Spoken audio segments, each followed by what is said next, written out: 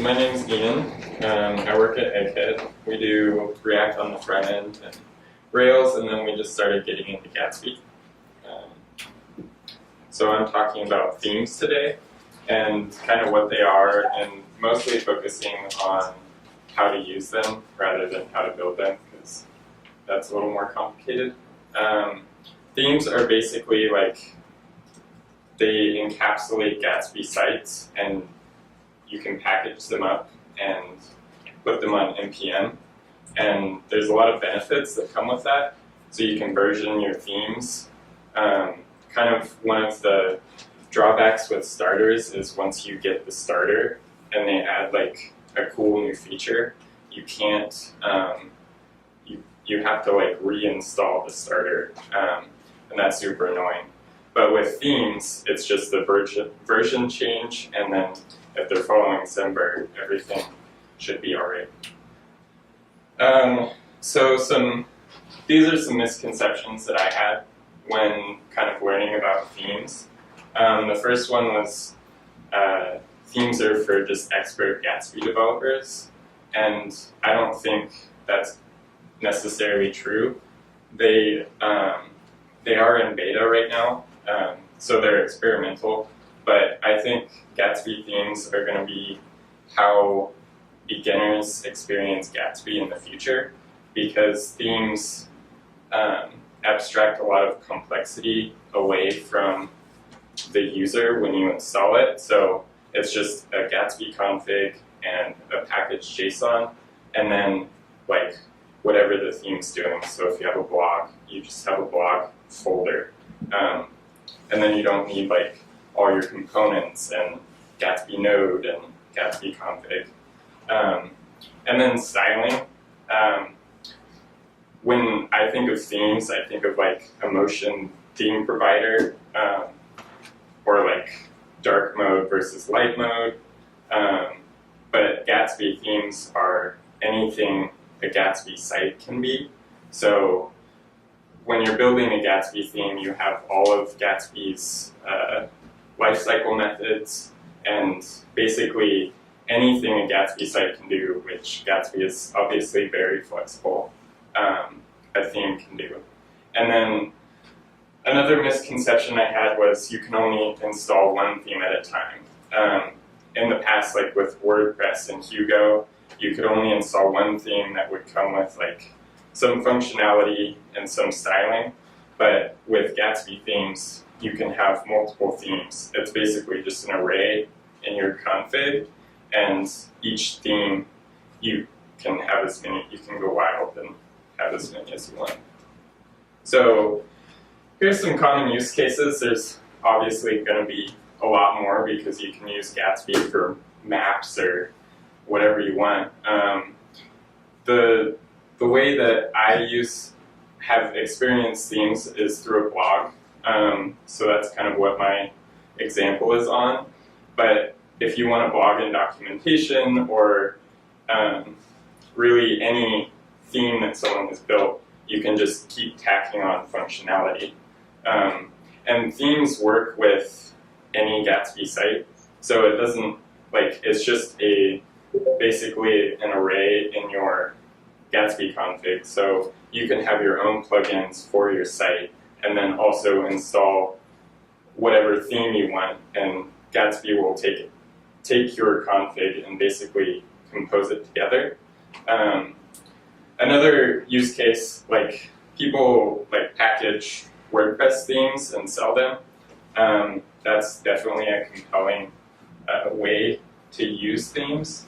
And then data sourcing with like, if you don't want to learn GraphQL, which it's awesome, I love GraphQL, but it's just another thing to learn. Someone can build a data theme for you and then basically creates that model, and then you can have your view theme consume that data theme, and you don't have to know how the data theme got its data. So here's an example of what a Gatsby theme blog is, and this is everything you would need, and you basically have the functionality of the Gatsby starter. like the default starter. This is what the syntax looks like. Themes are experimental because they're still solidifying documentation and kind of building it out, but you can see that there's really not a whole bunch going on. You have your package JSON, your config, and then markdown files. So if you're a beginner, this is amazing, because for a beginner, this would be very overwhelming. I know when I first started using Gatsby, I was like, ooh, this is like Gatsby browser, do I need it? Gatsby Node, like, I don't know Node. So, like, this is definitely a lot more overwhelming for beginners. And then this is how you add another theme. John Otander is working on, he builds MDX and is working on themes. So he has a lot of resources on like how to build themes, how to compose themes. I found this theme, Gatsby theme redirects. It basically takes a YAML file and you can predefine like from URL, and then it redirects to a different URL. And you get that functionality with, of course you have to npm install it, but you put that line in your Gatsby config and then your YAML file, and you have a whole like new feature to your Gatsby app, which is amazing. And that's how I felt when I realized how much you could do with themes. So kind of how do themes work? And when you install a theme, the theme author might have made decisions that you didn't want to like buy into.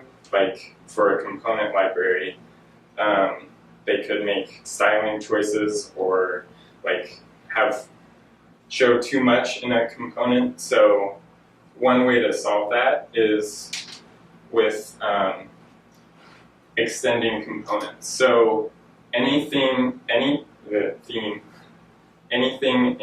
a theme source folder can be imported in your Gatsby site. So if a theme has a bio component in its components folder, you can import it into your Gatsby app. And basically you can use it however you want. And if you want to do like some custom logic before exporting your component that you imported, you can do that. So you can like kind of customize how components work inside of your app. And then if you're not happy with how the component itself is, you can completely replace it, and they're calling this component shadowing.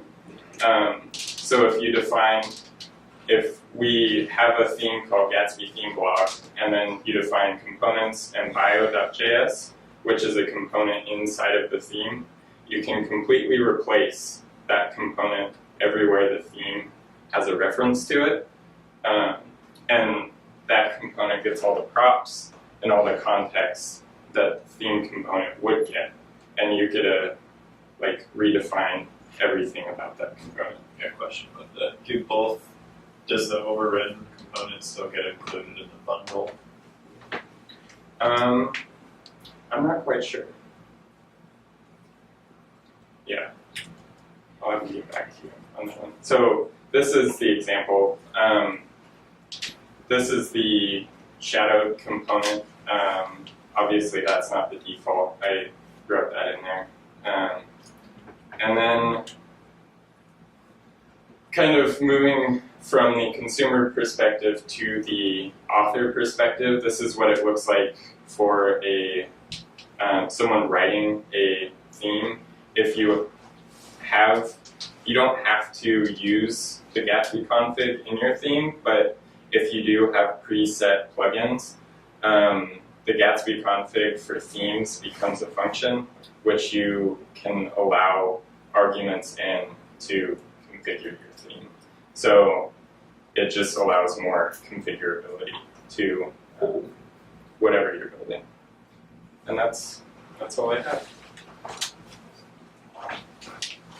Any questions?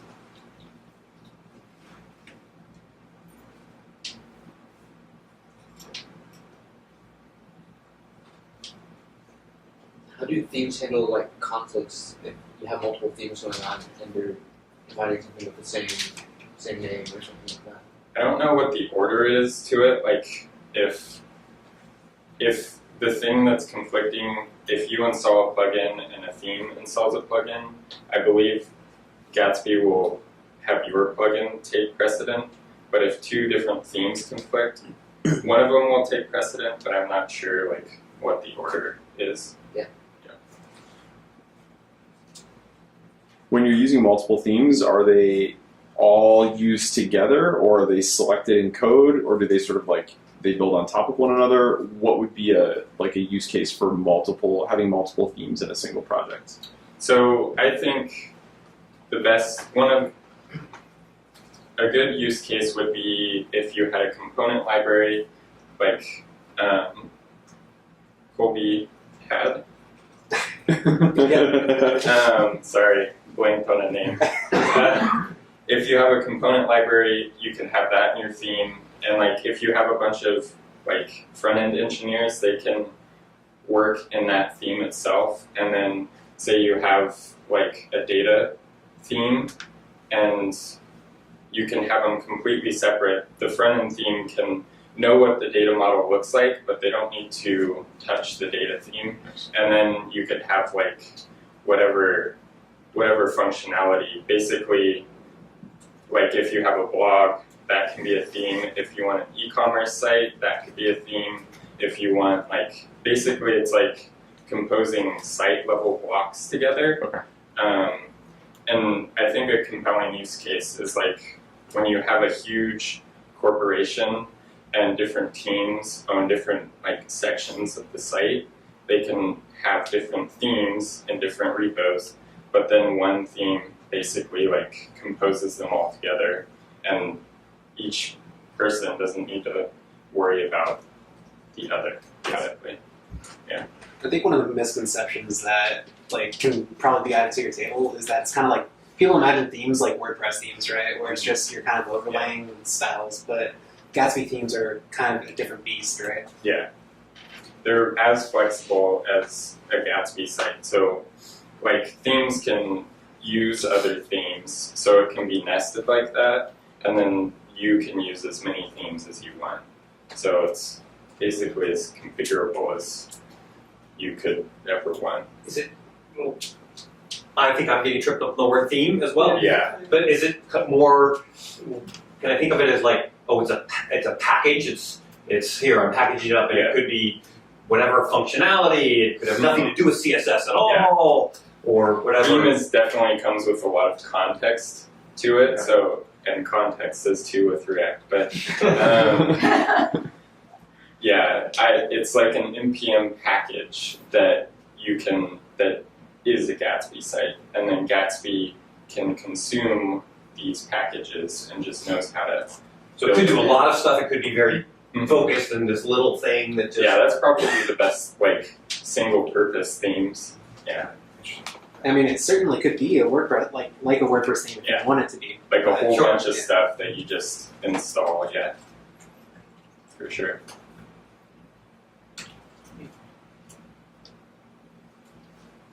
Yeah, they're still under development, so there's I've been working on we have a Egghead starter blog, which is really well built, and I converted it to a theme, and I was really frustrated with how specific your file structure has to be if the theme offered doesn't think through how someone could mess up installing your theme. So the guide to the structure is very predefined for themes unless the theme offer thought of every way you could use your theme. So I think that's why the single purposeness of themes would be important, because you don't want to make too many assumptions about how the person is going to be using your theme. But you could override any part of it. Yeah. Right? So that's nice. Any file in the source folder you can override. It doesn't matter what type of file it is. like CSS or components, whatever.